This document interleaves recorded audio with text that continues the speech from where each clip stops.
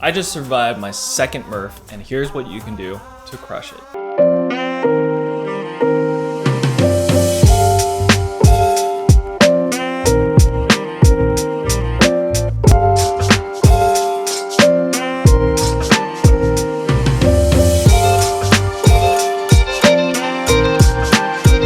What's going on, guys? It is a beautiful Memorial Day, and I hope you all are enjoying your burgers, beer, and all that good jazz.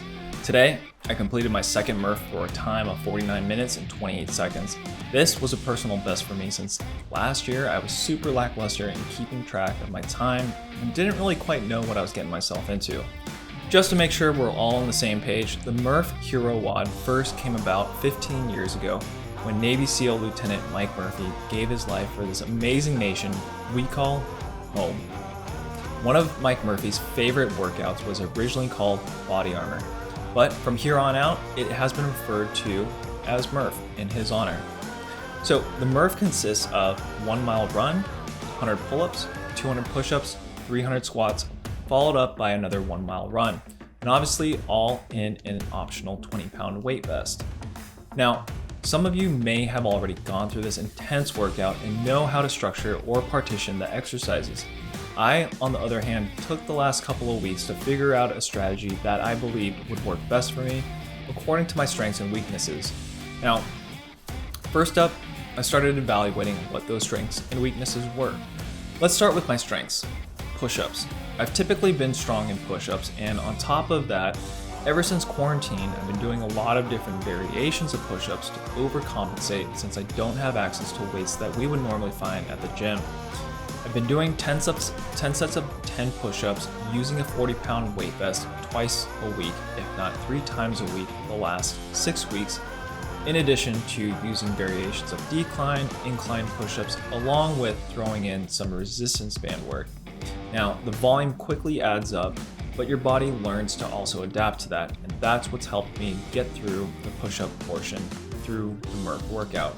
All right, taking a look at squats. Again, ever since quarantine, I've been finding creative ways to get through my workouts, and this isn't any different. With my squats, I've been doing a very similar workout approach, and instead, I've been using a 40-pound weight vest along with a 60-pound joint compound bucket in order to accomplish a 10 by 10 workout. And then obviously throwing in different variations of lunges up and down, a 20+ foot driveway.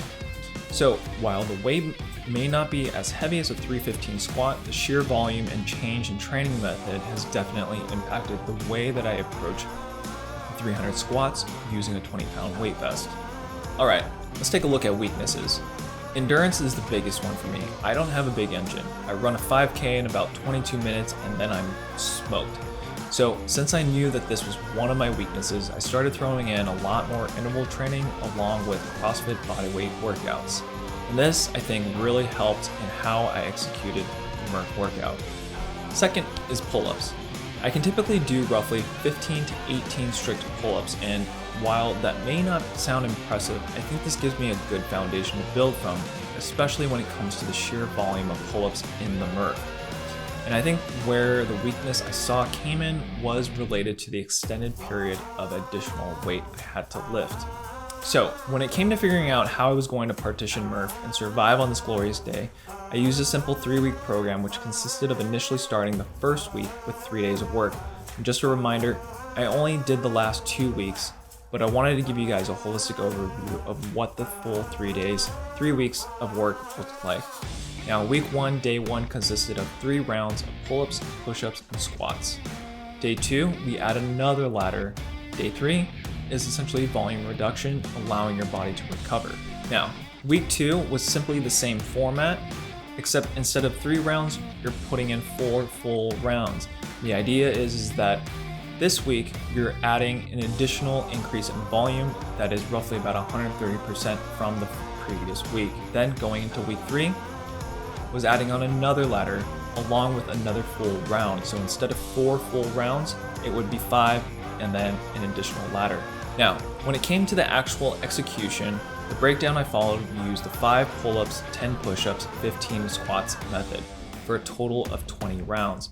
While I hadn't practiced any other form of partitions outside of this particular training protocol, I really felt confident that my body was in the best shape possible, and I knew that it was going to be a mental game when it came to Murph and the higher volume of workout.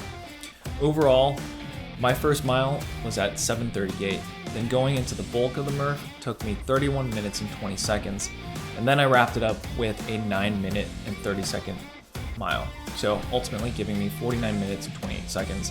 So now today was pretty gnarly outside with the rains, and I was fortunate enough to access my local gym to get the workout in. And some could say that having to go back and forth from the treadmill to the rig added some time, but I'm not going to fret it. This was an all in good fun, and I will say that having a strategy or structure to how you're tackling Murph helped me tremendously. Just looking at the total volume can be overwhelming, and when you're under the clock, it can definitely help to have a game plan for going into it. Now, for those that are interested in performing the Murph, I would highly recommend trying it out. If you're just starting off for the first time, don't even worry about timing. It's simply an awesome workout to challenge yourself and also give yourself an opportunity to see just how far you can push your limits. At the end of the day, we perform this Hero WOD to celebrate the life of Mike Murphy, but also honor those men and women who volunteer to serve our country. All right, guys, thank you so much for tuning in, and I hope you guys had an absolute killer Memorial Day during this quarantine.